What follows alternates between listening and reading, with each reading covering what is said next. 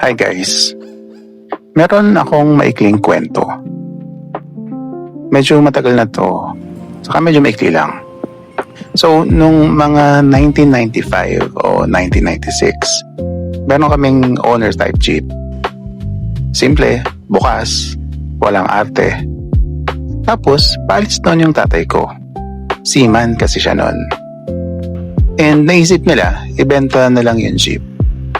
So sabi sa akin ng tito ko, kapag naiwan sa'yo yan, tiba-tiba ka. Nampakunot yung noo ko noon. Bakit naman? Owner lang naman yan. Hindi kasing kinang ng mga kotseng dumadaan. Ngumiti siya. Parang may secret na dala. Mag-drive ka sa gabi, doon mo makikita. Di ko gets nun. Parang joke lang ata. Akala ko trip lang niya. Wala namang data. Nung college ako, sakay ng bus, galing kung saan.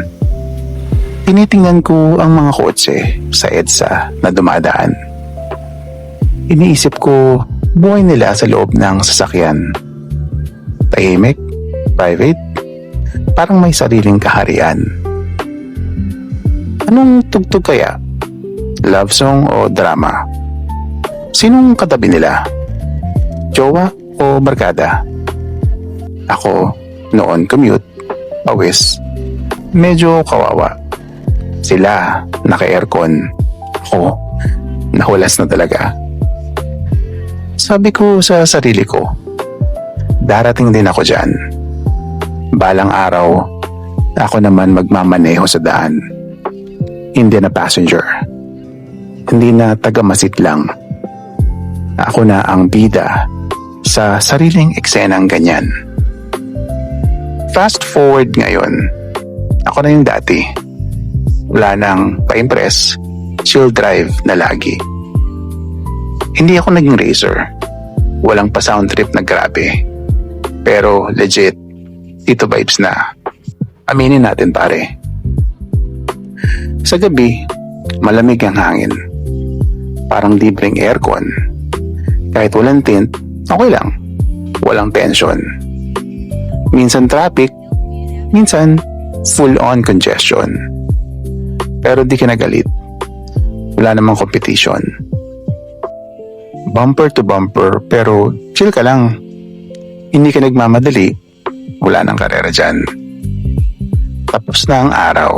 Checklist mo, kompleto na naman. At may naghihintay sa'yo. Pinaka-solid na tahanan. Life, parang traffic. Minsan, stuck ka dyan. Pero aandar din. Konting tiis lang, kaibigan. Sa bawat gabi, hindi lang kalsada dinadaanan, kundi alaala, mga sablay, at mga pangarap na hinahabol pa rin naman. Dito ka nakakapag-isip-isip. Dito ka nagre-reflect. Parang libreng therapy. Walang bayad na i-collect. Nung pandemic, nung magulo lahat ng eksena, dito ako kumapit sa gabi, sa kotse, at sa musika. Sa ugong ng makina, sa ilaw na gumagala, nahanap ko ang sarili ko kahit papano buo na. Kaya gets ko si Tito sa sinabi niya. Hindi sa sakyan, kundi sa gabi ng mahika. Night driving pala, kwento ng bawat isa. Tahimik pero may lalim, ramdam hanggang kaluluwa.